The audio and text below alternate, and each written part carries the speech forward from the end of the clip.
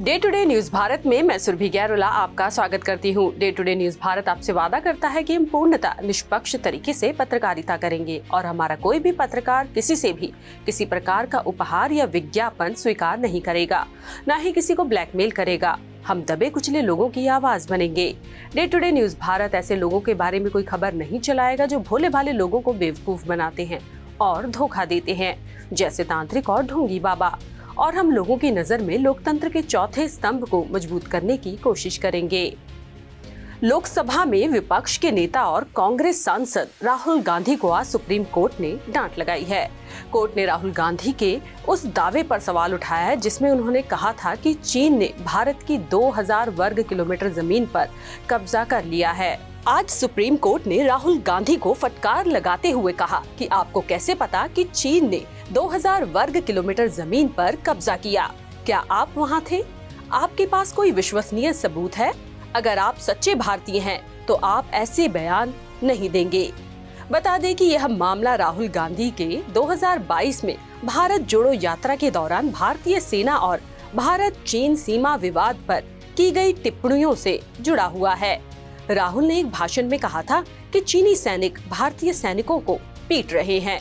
इसके बाद लखनऊ के एक रिटायर्ड बॉर्डर रोड्स ऑर्गेनाइजेशन यानी के BRO अधिकारी उदय शंकर श्रीवास्तव ने राहुल के खिलाफ मानहानि का मुकदमा दर्ज किया था, जिसमें ये आरोप लगाया गया कि उनके बयान सेना का अपमान करते हैं।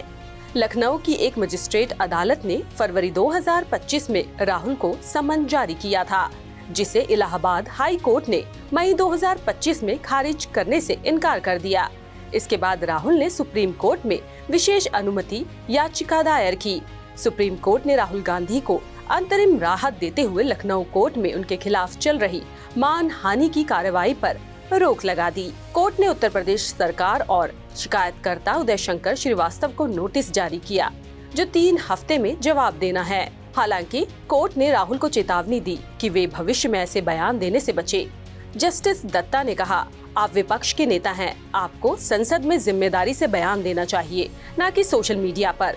कोर्ट ने ये भी पूछा कि राहुल के दावे का आधार क्या है, क्योंकि यह सरकार और सेना के आधिकारिक बयानों के खिलाफ था।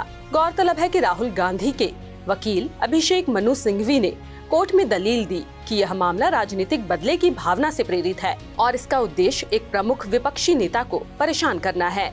उन्होंने कहा कि राहुल के खिलाफ 20 से अधिक भाषा संबंधी मामले दर्ज हैं, जो उन्हें उनकी सरकार की आलोचना करने की स्वतंत्रता से रोकने की कोशिश है। इधर भाजपा ने सुप्रीम कोर्ट की टिप्पणियों का स्वागत किया। भाजपा के IT सेल प्रमुख अमित मालवीय ने X पर पोस्ट किया।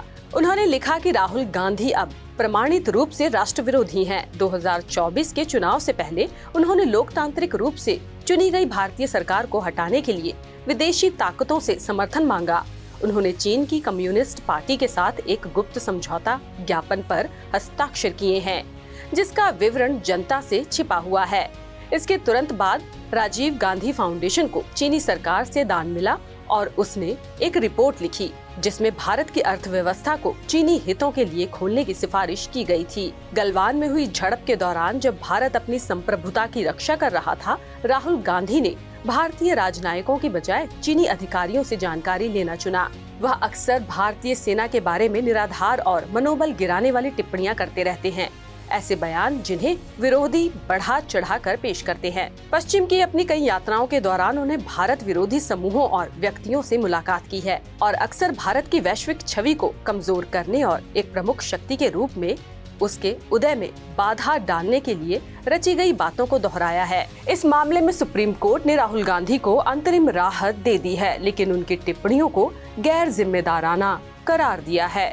सुप्रीम कोर्ट ने राहुल गांधी को भविष्य में सावधानी बरतने की सलाह भी दी है। इस खबर के बारे में आप अपनी राय कमेंट करके हमसे साझी कर सकते हैं। इसके साथ ही चैनल को लाइक, शेयर और सब्सक्राइब करना ना भूले। देश दुनिया की अन्य खबरों के लिए देखते रहे Day to Day News Bharat.